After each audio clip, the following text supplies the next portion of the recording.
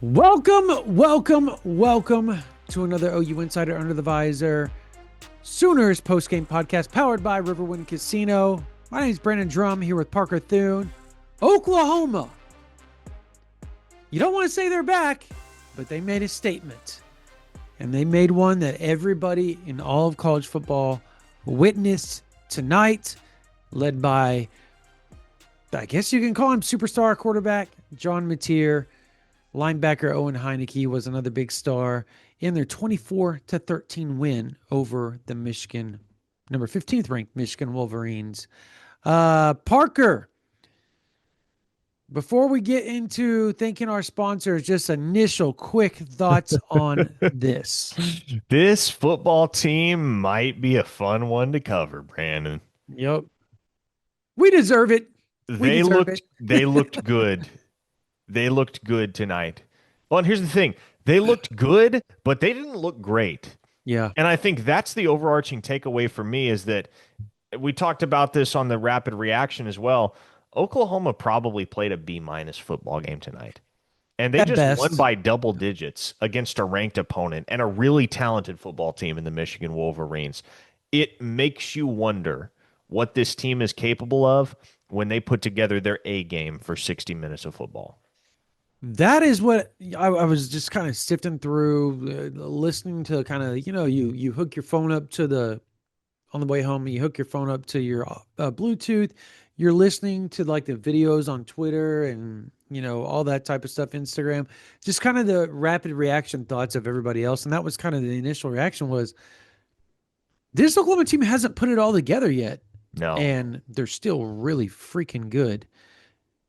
And it's because they play complementary football.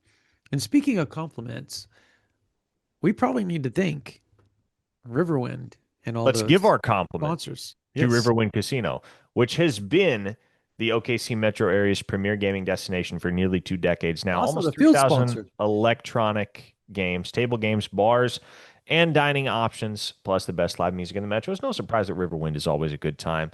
Also, thanks to our friends at Jiren Canick, a proud partner of OU Athletics, and us at OUinsider.com, as well as the greatest team to ever clean, delivering spotless results and solutions from stadiums to any size business across the country.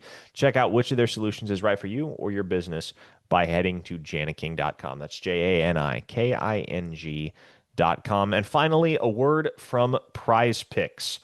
You and I make decisions every day, but on Prize Picks, being right can get you paid. Don't miss any of the excitement this football season on Prize Picks, where it's good to be right. Whether you're watching NFL this weekend, whether you're already looking ahead to next weekend's college football action, Prize Picks is where you can put your ball knowledge to the test and win real money. Simple to play, just pick more or less on 2 to 6 player stat projections. If you get your picks right, you can cash in. Prize Picks also invented the flex play, which means you can still cash out if your lineup isn't perfect. You can double your money even if one of your picks doesn't hit. So download the app today and use code OU Insider to get $50 in lineups after you play your first $5 lineup. That's code OU Insider to get $50 in lineups after you play your first $5 lineup. Prize Picks. It's good to be right. It is good to be right. And we both picked Oklahoma to win, and we were right on that. So Amen. it felt good to be right on this. Hey, seriously. I loved how Oklahoma started the game, and yeah, of course, you love how they started the game because they marched their happy butt right down the field, and they scored a touchdown. But here's why I loved it: because the first play they set the tone with John Mateer, and I said it on the rapid reaction. I'm going to say it right here. Ben Arbuckle said, "You know what? We're coming at you with our best player, John Mateer. If you're going to beat us, you have to beat him. You have to stop him. Good luck." And they kept going back to that well over and over and over, and rightfully so. But it set the tone, I think. The first drive set the tone for the last drive, Parker. I really believe that. The physicality of the game, the physicality in which Oklahoma attacked Michigan was set right there, first drive, and it allowed Oklahoma to have that 9.5 minute drive at the end of the game because the tone was set. Agree or disagree? Oklahoma did set the tone right from the Yeah. jump. There's no doubt about that. They scored on their first drive of the first half. They scored on their last drive of the first half. And so, what was really a pretty nondescript first half of football was bookended by Oklahoma scoring drives that certainly, as you mentioned, in the first case, set the tone for the remainder of the evening and then gave the Sooners a ton of momentum to carry into the intermission, which, of course, they promptly squandered on the very first snap of the third quarter. But that is neither here nor there. All in all, Oklahoma played a pretty dominant first half of football. Brent Venables was in his bag, man. Oklahoma was, they were making things difficult for Bryce Underwood. They didn't completely power him down. He made a few throws, he made a few plays in that first half that made you think, okay, there's the 5 star in Bryce Underwood. It makes sense why he was the number one prospect in the 2025 class. And certainly you don't feel like it's a walk in the park tonight in Norman. But and you remarked on it in the rapid reaction that we recorded back at Owen Field, Brandon. But the Sooners never let the momentum completely slip away. Even after Justice Haynes came out of the locker room and sprinted 75 yards to pay dirt to cut Oklahoma's lead in half, 11 seconds into the third quarter. Yeah, you know what? Oklahoma did go 3 and out on their ensuing Yep. possession, and that wasn't great. Like there was definitely for about 3 or 4 minutes there at the beginning of the second half, it felt like Oklahoma opened the door for the Wolverines, Yep. They did. but then they slammed it right back shut, Yep. and that was encouraging to see. I It was more than encouraging, and I think this goes back to. And I asked this question at I asked Arbuckle this question, I asked Mateer this question. They both said unequivocally yes to this. Did they feel like this game was vindication because of all everything that they went through last year offensively? The majority of the players on this team are from last year's team, right? Mhm. Offensively, the vast majority of them.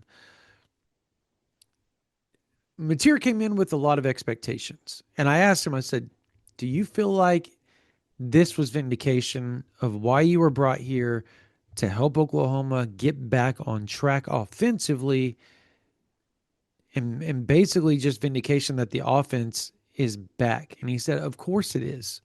However, that's just 2 games in. Like, you got to celebrate the vindication today, tonight, move forward type deal. Ben Arbuckle said something a little bit different. He said, yeah, because these guys went through a whole hell of a lot last year. And this has been a game on circle on everybody's schedule of you have to get through Michigan if you're going to do this, right? This or this. And Oklahoma did it. They did it. And I remarked on this on my pregame mailbag on OU Insider VIP. And I said, look, winning this game is going to make it a lot easier to move forward with how you're going to attack this season than losing. You can lose the game and still have a great year at the end of the. It doesn't mean you're not going to have a great year. However, optics, momentum, it's going to be a lot easier to go play Auburn 3-0, excuse me, 3-0, and or Texas 5-0 than it is 4-1 or 3-2, right? Like, I think that's, and yeah, I'm speaking. What's the word I'm looking at? Uh, Essentially, I'm saying what everybody else is thinking. Duh, of course. But it makes it even more clear after they did it today. After they went out there and they won the game against a team that, Parker, they needed this game. And did BV not look jovial, relaxed, like way different than at any point in time in his career? Did he not just look like, oh my God, like, thank the Lord? There was definitely a sense of relief in his demeanor. in postgame. No question about it. And man, obviously the recipe for victory today began and ended with John Mateer Oh yeah. because when you look at the production from that Oklahoma backfield, Torrey Blaylock rushed for 24 yards on 9 carries. Yeah. Javonte Barnes had 24 yards on 6 carries. Jaden Ott had 4 carries for 9 yards. It was a Yeah. very modest day, and that's probably being generous. A very modest day for that Oklahoma backfield. The Sooners had to lean on John Mateer in the ground game, and they did, and he delivered. And man, he is a tough runner. That's what stood out tonight about the way that John Mateer played. Is man, he had no regard for life and limb. He was out there running like a running back. Yeah. Oh, okay, you're done. He said that he does running back training during the offseason because he knows he's going to have to run the ball the way that he did tonight. I thought that was a really interesting statement. Like, I've never heard a quarterback say, you know what, I'm going to do running back drills. But he's a different breed. So it makes complete sense. And I think because he's a different breed, he fits this team so perfectly. He's exactly what this team needs as a leader. He, Parker, you said something about, it was just like kind of a ho hum night for the backfield. Is it fair to say, though, despite the ho hum night, whenever they needed a first down, the running backs got it? Yeah. And again, Third and three, they got 5 yards. credit to Torrey Blaylock for Yeah. gutting it out because what he was dealing with that shoulder, a lot of guys would simply have uh, just sat out a game or two. And frankly, I had my apprehensions about Torrey Blaylock playing tonight, questioned whether he would run with the same authority that he ran with last week. But man, he played tough. And Javonte Barnes heard the noise after last week. Man, he had a Yeah. couple of runs that made you go, all right, there's the old Javonte Barnes. If only for a fleeting moment, we got a glimpse of the old Javonte Barnes again. He made a couple of runs. I'm now he has me. I don't want to say hook, line, and sinker to see if he can consistently do that if given the chance. However, I don't think I'm going to throw him overboard now and say, yeah, you can't go back to that. I thought it was interesting that you didn't see Xavier Robinson. You know, Javonte Barnes ran far worse than he did against Illinois State, and yet they still went back to Javonte Barnes, Mm-hmm. which tells me that when BV says that they go off of, and DeMarco says that they go off of who performed well in practice that week, I imagine who trotted out there and ran the ball today was exactly that. Those are the guys that actually did what they were supposed to do in practice this week. Just assuming.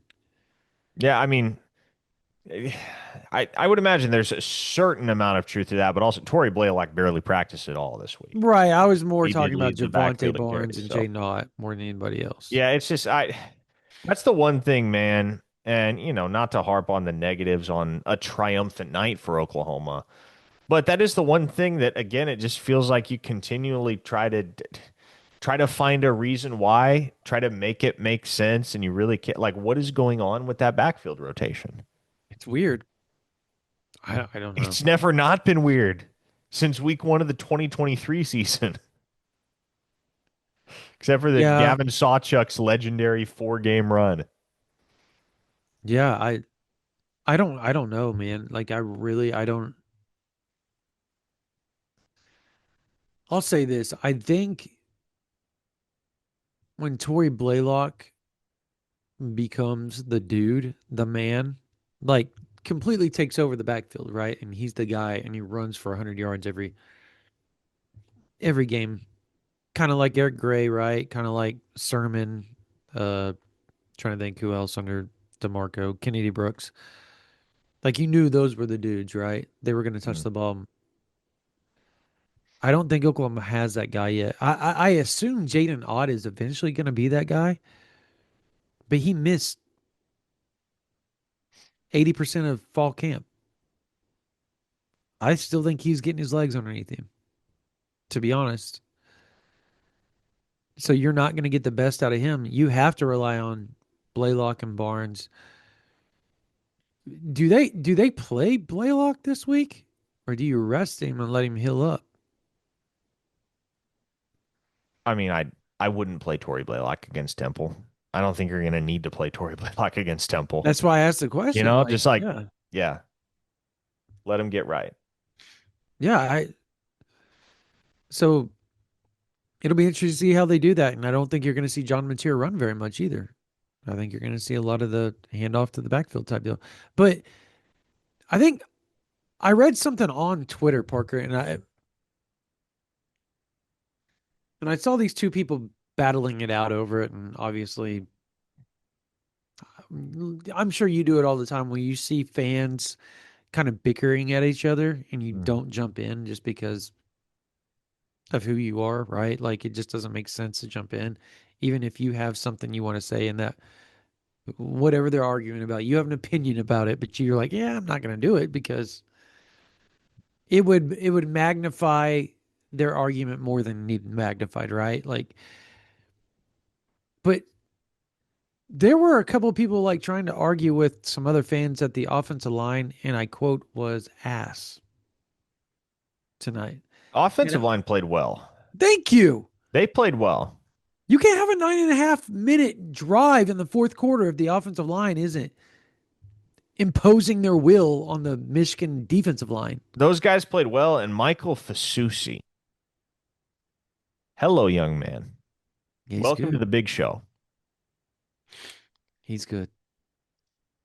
He's really good. I'm interested in your take on it because I talked about my take on the rapid reaction. I want your take on Michael Susi. Yeah, I mean, to me, he didn't leave much of a doubt tonight that he's the guy left tackle moving forward.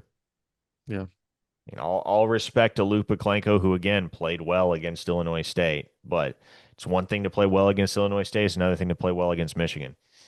And call it what you will, an imbalance in opportunity, sure, perhaps, but Michael Fasusi capitalized on the opportunity tonight, agreed. and he did the things he needed to do in order to earn that start next week against Temple and moving forward beyond that. Everybody has said he's the sponge and that he wants to listen. He wants to follow. He followed Jake Sexton around. He did all that, like, and I asked him about that.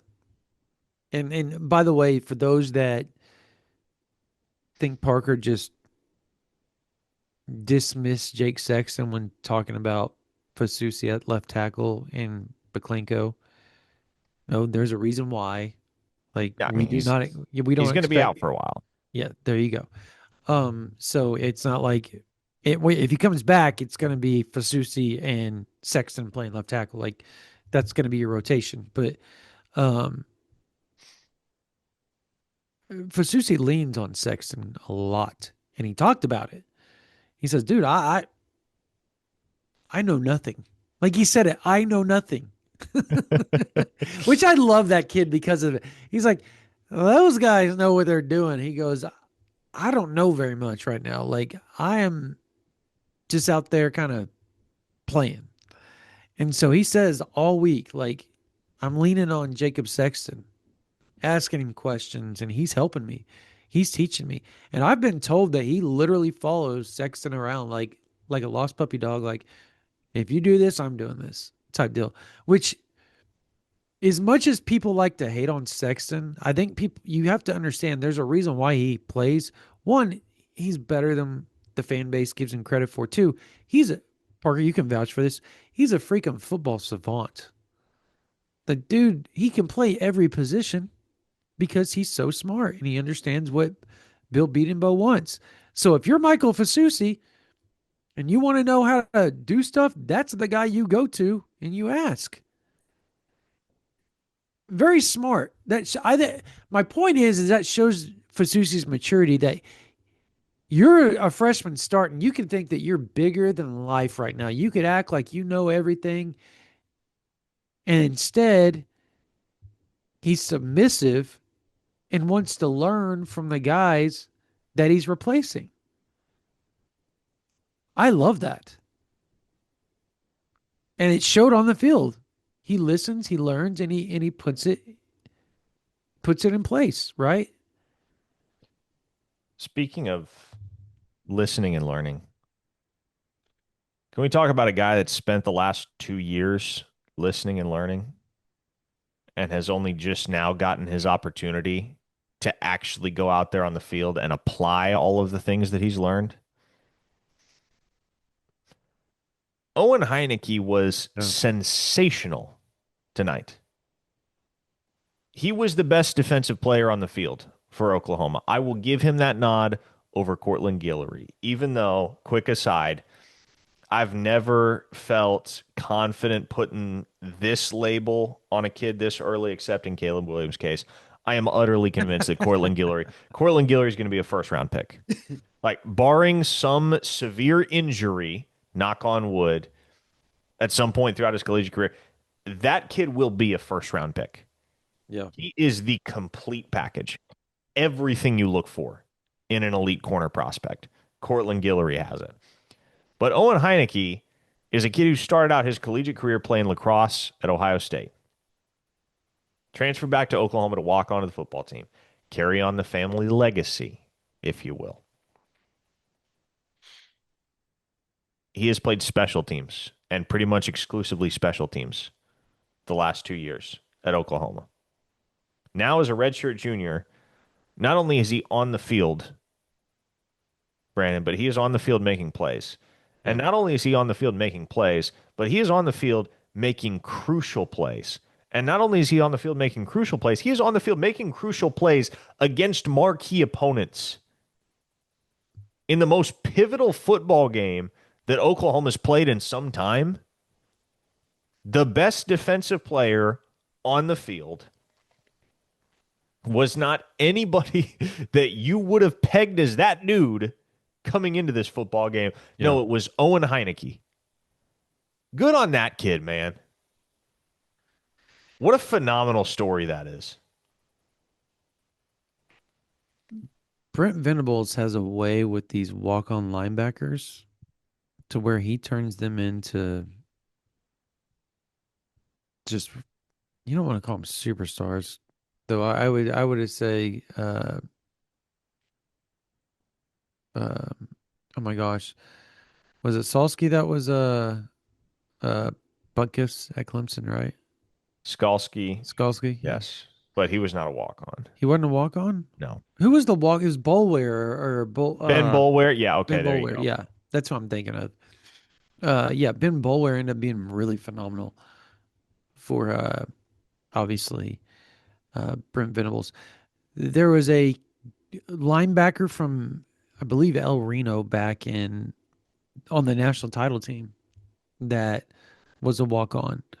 And then you add Heineke. Like he just over the years has always had these walk on guys that he finds, these diamond in the roughs, and then turns them into really good players if they're willing to put in the work and obviously have the Well, athleticism yeah, but like, here's the for it. question. Brent Brent spent a good deal of time in his press conference last Tuesday talking about Owen Heineke. Did Brent go and find Owen Heineke, or No, he didn't. He actually just Did Owen Heineke landed in just his kind of lap. force Brent Venables' hand? Because Venables told the story of how Heineke would steal practice reps from other guys, and it would infuriate Venables. I would say Like, he's yeah, Owen he's told. Heineke has made this happen for himself, which That's again, fair. good on that dude. That's fair. To come out tonight when I mean, sure the diehards knew your name, but I guarantee you 50% of the Oklahoma fans in the building tonight could not have told you 38's first name at kickoff. They He's all know his wearing name now. he's wearing the same number of the last walk on linebacker to start at the University of Oklahoma. That being whom? It's from Owasso, Rejoice Christian. Brian Mead? Man, I Yep. forgot about him. There you go. Forgot about him for a second. Brian Mead. Yep. No, you and Rejoice Christian, huh? How about that? But seriously though, um, yeah, I think the kid. When I said it on the rapid reaction, you just notice him out there. I don't know what it is about him. Everything he does is. I don't think he means to be flashy, but he is. He's flashy. He just jumps off the field at you, like you see him. And a lot of times, like I said, he's not even making the tackle. He will blow up a pulling guard or pulling tackle. And you're like, because he comes in there like a heat seeking missile, boom. And then you'll see, Kendall Daniels or Peyton Bowen coming down in the run fit and making the play, right? Like, that's who he is. And I think that's what makes him, the fans love him. Like, you can already see, like, they love him. It is very, very cool to watch. And he will grow and grow and grow in his uh, kind of, I don't know the word I'm looking for. It's so late, Parker. I'm trying to think the word here. Um, what's the word I'm looking for? Not aura, but kind of his lore. Lore is what I'm looking for. His lore and Sooner fans will grow. I think every game because to me he's going to be the type of player that's going to make a play where you're going to go, wow, that's crazy. Example, I believe it was a kickoff where he and Elijah Thomas met on the one kickoff return that there was, and they blew that dude up. And it was loud. The fans were like, oh my God, when they hit it. But that's how he plays. He is a defensive version of John Mateer. They play with their hair on fire, Parker. Obviously, he's not as flashy as John Mateer as far as like star power, but you understand what I'm saying. Like, Hmm. um, John Mateer, just to go back there just for a second, makes you want to pull your hair out a little bit, but then you go, how the heck did he just do that? Like all in the same sentence. Does he make you want to pull your head? Because I listen, Some of those throws, yes, you do. I'm Yes. thoroughly enjoying the John Mateer No, experience. yes, but like some of the throws were like, he should have. There were two throws. All you had to do was lob it over and they're touchdowns. And yet he throws it, a dart, but the very next play, he's about to get sacked. He rolls out. He's about to get hit again and throws a freaking 50-yard dime to Isaiah Satania. Yep. And you're just like, you almost threw a pick the play before, and then you did that. And then, what, two series later, he almost throws a pick. And then the very next play, he's about to get sacked and rolling out to his off shoulder throws a comeback and kind of a scramble drill comeback to Jiren Canick that looked like he shouldn't have thrown it. But then when you watch the replay, yeah, he was open, but it was still one of those like, don't do it. Don't do it. Oh, that was awesome. That was awesome type plays. But he does that like three or four times a game, it feels like. He did it against Illinois State too. And you're just like, yeah, he's just fun. You're gonna have to live with that. And Arbuckle talked about that. They asked him, he said, I trust John. He's gonna do some things where you're like, please don't. But then he turns around and you're like, yeah, yeah, please do. Because that was awesome. And so it, can you say it's gonna be a roller coaster with him, but like a That's fun one? exactly the word. It's a roller coaster. And I'm not a roller coaster person You are in not. general, Yep. but Nope. the John Mateer roller coaster, it's a fun one. Yep. I am a roller coaster guy. I love roller coasters. Like if you want to like baseline our personalities, like how different we are, people, like that is it. 42 loves roller coasters, loves theme parks. Parker, you're 26, hates roller coasters. Does not like theme parks. There it is. That could probably tell you everything you need to know about both of us right there. All right. David Stone's really good, by the way. I don't think he gets talked about enough. Well, I don't know that that defensive line in general is going to get talked about enough for their performance tonight, but they were really solid. Like They- that 75-yard touchdown run was more on the guys at the second level than it was for on the sure. defensive line. I The, mean, the if we're gonna, defensive line played really well tonight. yeah, They played winning football. if we're really gonna blame that 75 yard, it was on BV, and he admitted it. And I was told that. Were you standing there when I was told that on the field too? No, I don't think Okay, so. you weren't. I'm trying to think who was with me. Maybe Brody actually. Um, but yeah, I had somebody tell me like what they were supposed to be, and they thought they were in 12 personnel, and somebody told, so they lined up in a different. I don't want to get too deep in the woods here. The formation Oklahoma lined up in and how they were attacking it was completely different, and it is what caused that hole to be there. Because BV, and he kicked himself. They said right after the call, he's like, no, no, no, no, no, but it was too late to fix the call, and they thought, well, if it's a run, we should be able our athletes should be able to fix it for them. Didn't happen because their athletes didn't do their job. Um, so that happened. Two negatives did not make a positive on that one. Nope. But I want to go back and I want to talk about David Stone just because there was a pop screen, or maybe even swing pass. I don't remember. It was a screen, and Kendall Daniels and Peyton Bowen come down, right, and they're about to make the play, and all of a sudden you see Zero dead sprinting, beelining from the opposite hash all the way over to the Michigan sideline to make like a 3 or 4 yard lost tackle. He about did that 4 times tonight, by the way.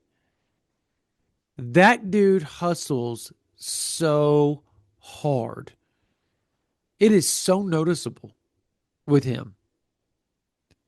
I would venture to say, and I don't want to say he hustles more than everybody else, but it feels like he does at times. Like as far as like sprinting to go make a play.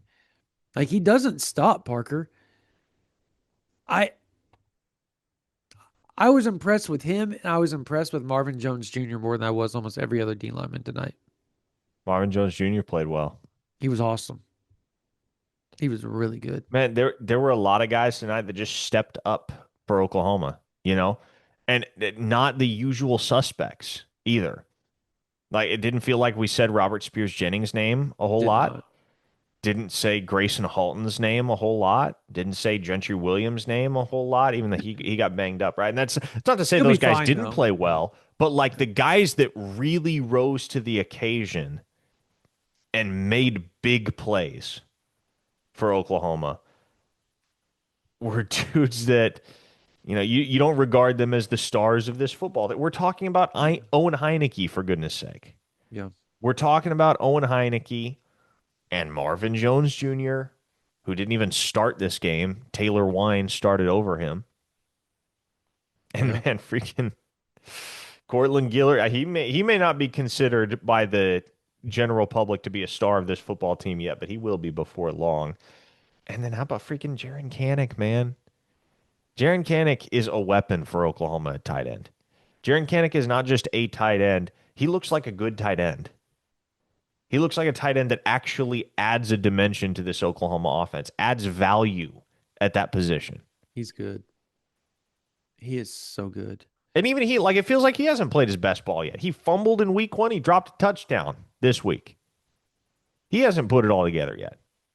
He hasn't been That perfect. that's Parker. That's scary. I just want everybody to understand how scary that is for a first year guy at tight end. That can the way he's playing shows just how freak of an athlete he is. To have never played tight end in his life, up until this year, and then to show up, do everything that he's got to do to start playing the position.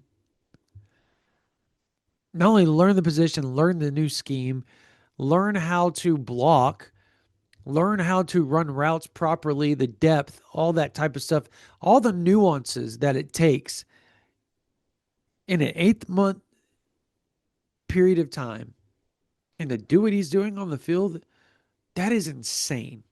Insane. And I tweeted out, I was like, look, Jiren Canick is not only a tight end, he's a good tight end. And Oklahoma actually has a good tight end in 2025. Now it's 2 games.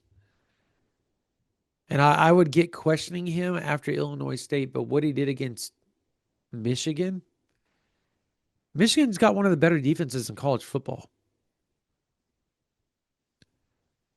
And I think that's what's most impressive about what happened. Is this the most complimentary football team at Oklahoma in how long? Offense, defense. Boy, it's been a while.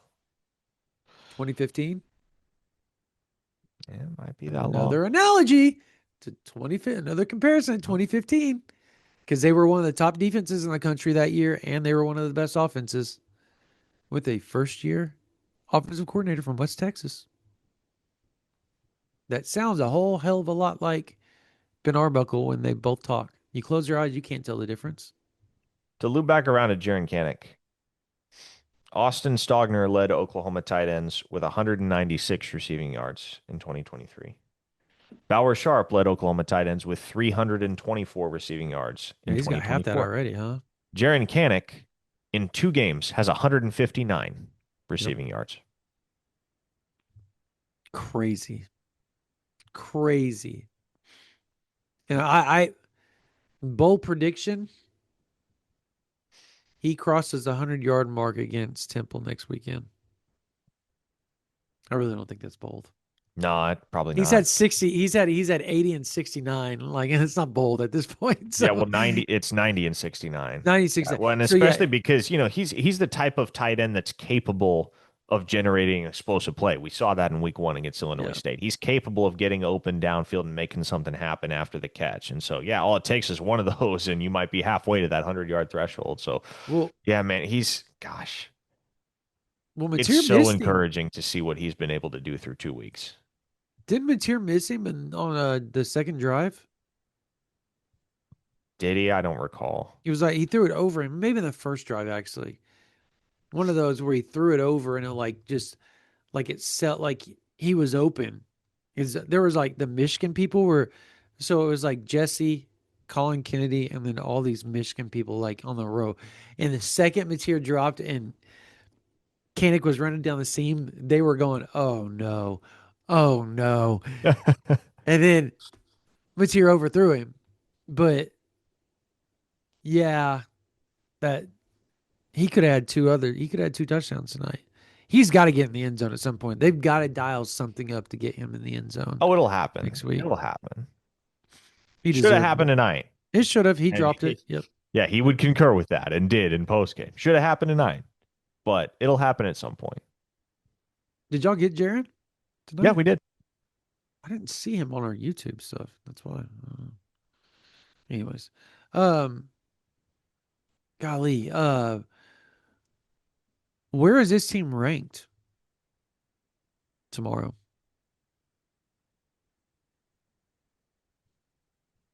I think they're going to be a top 12 team. Is I that too? agree. Is that No, too I rosy of said an that. I outlook? said no, no. Remember, I said that. I said if they win, I think they're going to be between. I think I said 10 and 13. I mean, Joe Klatt had him 10th, and he's top 10. I can't imagine that he's the only one. Like, remember what I said? Everybody, if Michigan was to beat Oklahoma, it was a lot like Florida State. If Michigan beats Oklahoma in Norman, then they're ranked like 8th or ninth, right? They move 15th to 8th or ninth. Easy.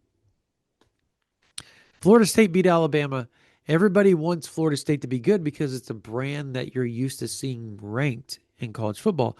So they beat Alabama and they jumped all the way up from unranked to 14th, right? Well, I think everybody wants to see Oklahoma back because college football is better when Oklahoma's good. Think about all those years they were good for the last 20. How many Heisman get? And you have a John Mateer. Yes. You have the star power. Check. You have a defense. Check. You were the team that just beat another blue blood on national television. Didn't just beat them, you dominated them. Check. You checked all the boxes of a team that probably should be between 10 and 30. You say top 12. Like if you were going to say a number, what would it be? Like just pick a number. 12. I 12. think they're You at say 12 12. tomorrow. I will say I want to say 13, but I don't like that number. So I'll just say 11. Would it shock you if they moved all the way up to 10 or 9? It wouldn't totally shock me. No, it wouldn't totally shock me. I Mm-mm. just I don't know that I see the leap being that substantial. If they had won this game by 20 points, which they could have won this game by 20 points, and that's maybe going to be the interesting thing to gauge is how many of the pollsters actually watched this football game. Yeah. Because if you actually watched this football game, I think you rightfully came away with the impression that Oklahoma is more than 11 points better than Michigan. Yes. And so, regardless of where Oklahoma ultimately sits in the polls tomorrow, this is looking like a dangerous football team. And at this point, I mean, first litmus test pass with flying colors, Brandon. They should be 5-0 going to the Cotton Bowl. At this point, Kent State is abysmal. Kent State is a terrible football team. Mhm. You're going to beat Temple, provided you can hold serve at home against Jackson Arnold, which I think if you trust anybody to go up against Jackson Arnold and prevail, it would be Brent Venables Yeah. based on experience. This team should be 5-0 and a top 10 program, if not a top 5 program, going into Dallas, Texas. Hey, before we continue this podcast and then kind of close some things out, I want to thank two more of our sponsors real quickly. One being SeatGeek. College football is back. The NFL started this week, and Major League Baseball playoffs are not too far off. And of course, which is why I want to talk to you about SeatGeek. SeatGeek is one of the best, if not the best, ticket buying service you can go to. They work with you, they're cheap, all that type of stuff. And they're working with OU Insider. We have a deal for you. You can use code Insider10 for 10% off your next tickets at SeatGeek.com. Look, Oklahoma City, if you're an OU fan, there's a lot of games coming up. Auburn, right? You got them at home. If you're looking far in advance, you got Ole Miss. They're coming to town, right? Missouri, they're coming to town. LSU's coming to town. You can go to SeatGeek.com right now and you can use promo code Insider10 to get 10% off your next purchase or purchase on those tickets at SeatGeek.com. The Thunder, their season's starting up. Go get tickets for opening night, which is going to be awesome when they get the ring. You can go to SeatGeek.com. Boom. Click on it, buy it, type in Insider10 in the promo code, get 10% off your next ticket purchase. I love SeatGeek. I used it actually just the other day for Dave Chappelle stuff. So make sure you go there. Use Insider10 at SeatGeek.com. Also, I want to thank our last sponsor real quickly.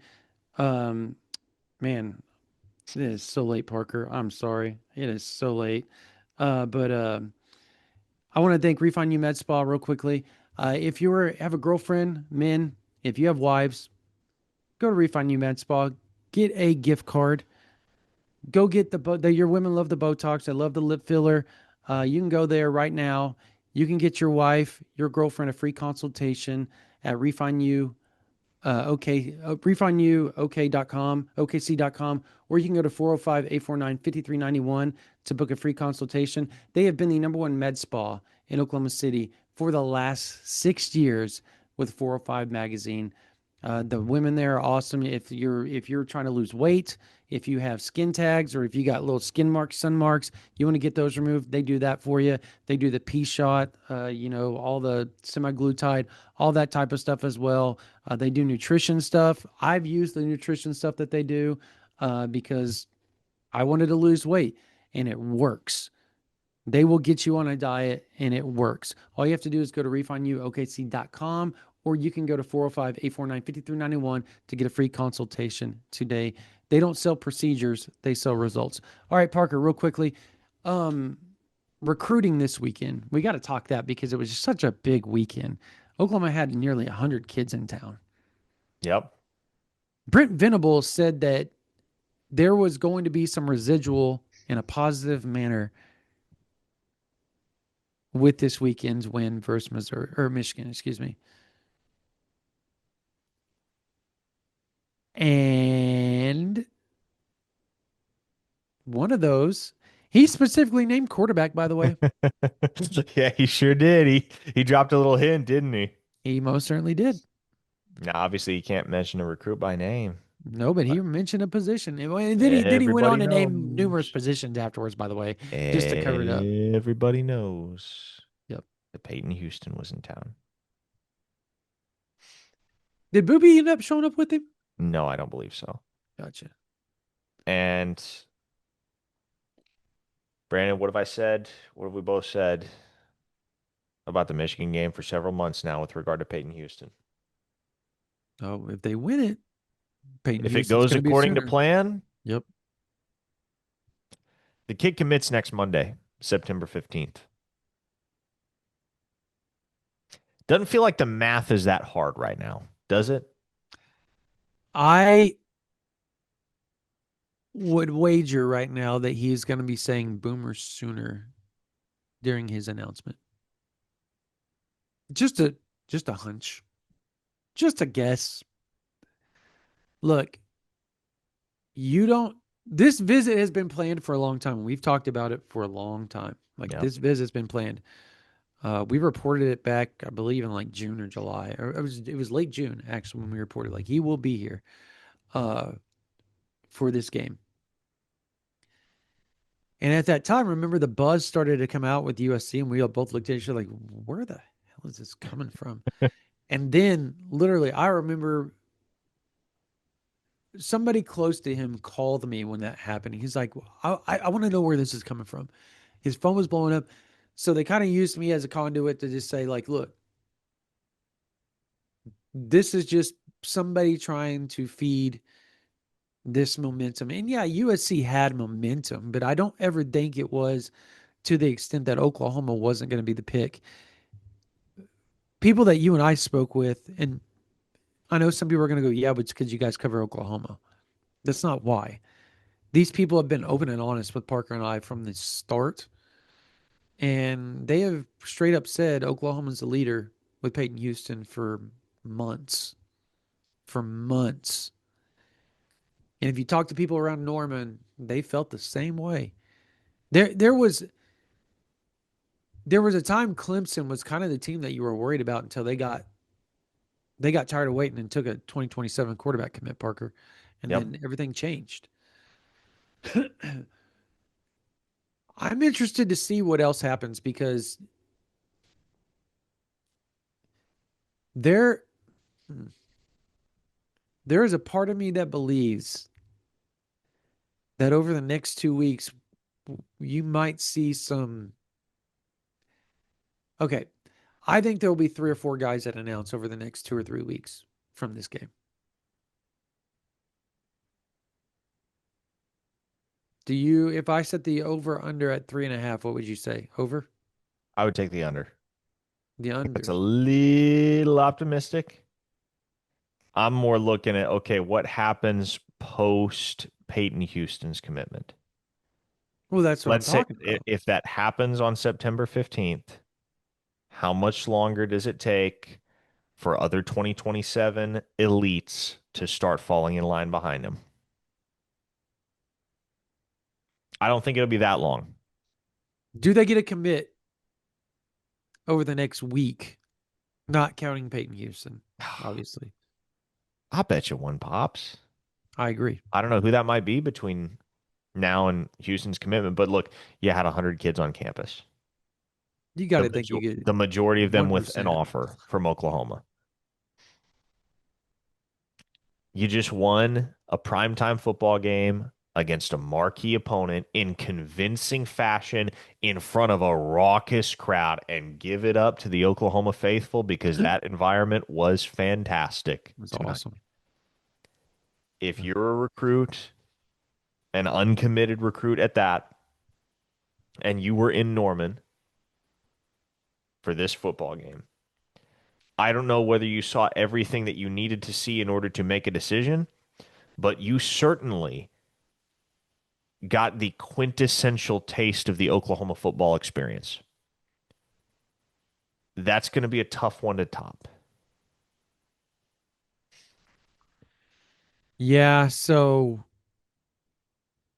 there is a part of me that wholeheartedly believes that not only does Oklahoma get a commit, I I think in the 26 class that some players that may have written Oklahoma off because of negative recruiting, and I want fans to listen to me on this. OU has been negatively recruited worse than I can ever remember. Ever, ever remember. Some of the things I've heard that coaches have said to some recruits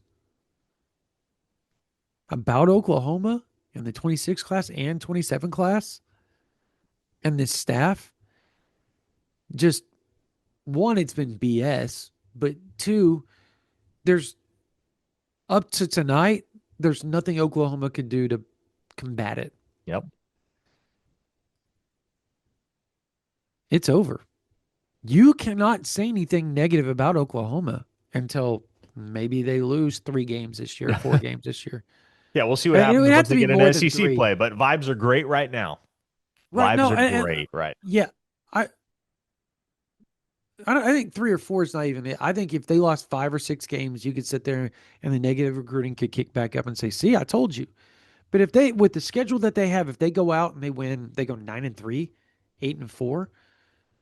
Um, you're not going to be able to negative recruit the way that you were against Oklahoma, and particularly right now with them having all the momentum up until they play Auburn.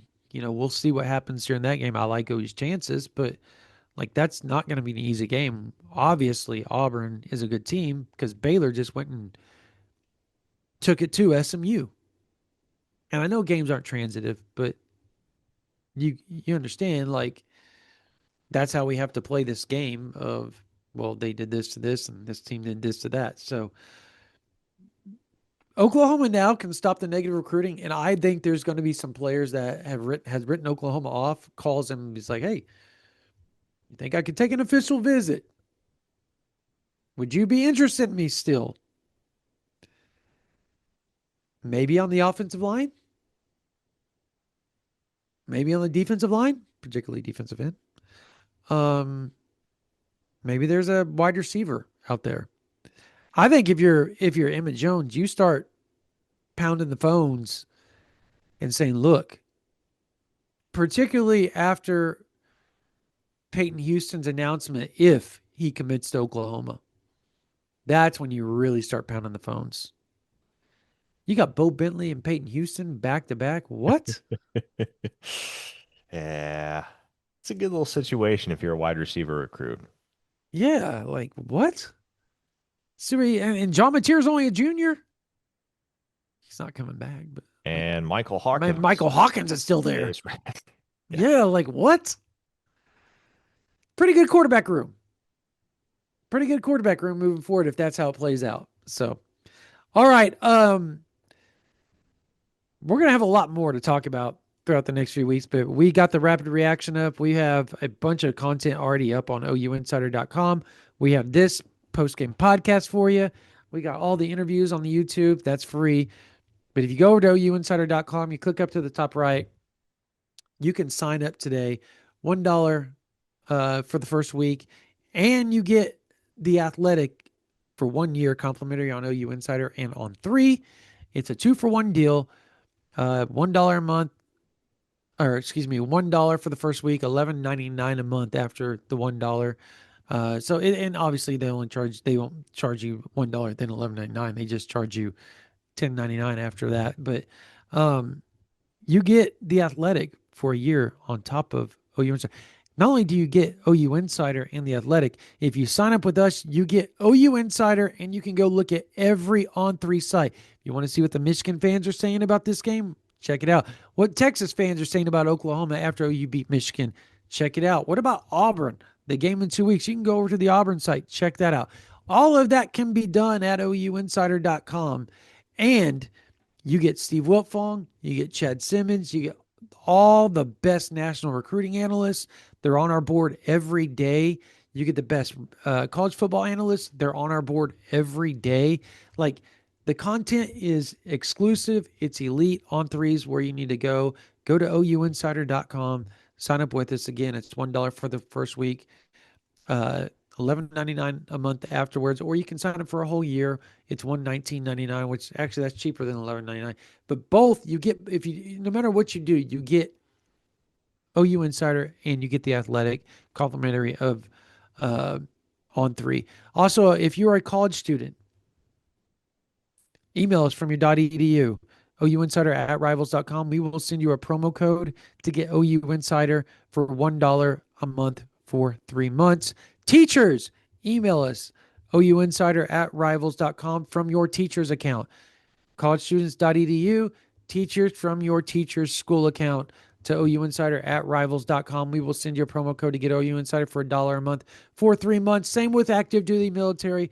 Thank you, thank you, thank you for your service. Thank you, teachers, for teaching our kids. College students, we want to thank you for going to school and trying to better your lives. And with all that, we're trying to help you guys and give thanks back to our teachers and our active duty military. You email us from your active duty military account. You email us from your teacher's account. You email us from your .edu account if you're a college student. Doesn't matter what college you go to ouinsider@rivals.com. We will send you a promo code to get us for $1 a month for 3 months. That'll get you through most of college football season. All right. But that's going to do it for this version of the OU Insider Under the Visor Sooners post-game podcast powered by Riverwind Casino. Oklahoma 24, Michigan 13. John Mateer. We didn't even talk about this, but he's probably leaving for the Heisman by the time all the odds come out. He's up there. By the end of, yeah, he's up there, one of the top. You have a superstar in Norman, folks. Enjoy it. And we're going to be talking about that and much, much more all week on OUinsider.com and right here on this YouTube and podcasting platform, whatever you listen to us, subscribe. Thank you guys so much. For Parker Thune, my name is Brandon Drum. You guys have a blessed night.